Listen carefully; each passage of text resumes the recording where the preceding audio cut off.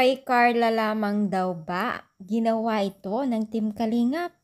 Yan po ang ating pag-usapan for today's video at kung bago ka pa lang sa aking channel, please subscribe po, like, and pakit na rin po natin guys ang notification bell upang ma-update po tayo tuwing ako pinag-upload patungkol sa Team Kalingap.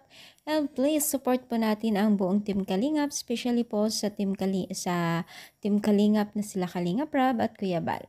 So ano nga ba ito na sinasabi ng mga netizens na kay Carla lamang daw ito tila ginagawa? Yes, mga Mima. At siya lamang daw po yung nagtagal na ganito ang ginagawa nila. Alam niyo ba guys, hindi naman sa lahat, no? Kasi hindi naman siya lang yung tipong pag-aaruga kasi na nakita nila na talagang paano nila nirerespeto at paano nila nalagaan itong si Carla. Habang tumatagal ay lalong humihigpit po kasi yung pagiging isang close nila sa Team Kalingap kay Carla. So, kaya naman po napansin po ng nakakarami kung bakit parang si Carla daw yung talagang nagtatagal din ng kanilang pagiging isang close, no? Kasi medyo matagal na rin po siyang tinutulungan at marami po kasing nakapila na pabahay ng Team Kalingap.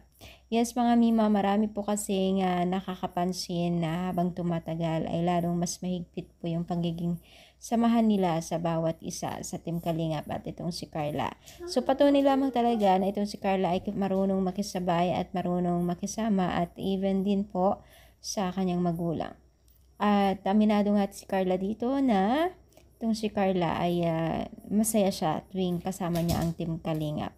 Kaya naman po hindi nakakapagtaka kung gaano pa sila ka-close ngayon. So ano yung masasabi niyo? Pansin niyo rin po ba? I-comment and pa-like po ang ating video. Thank you so much. More power and God bless po.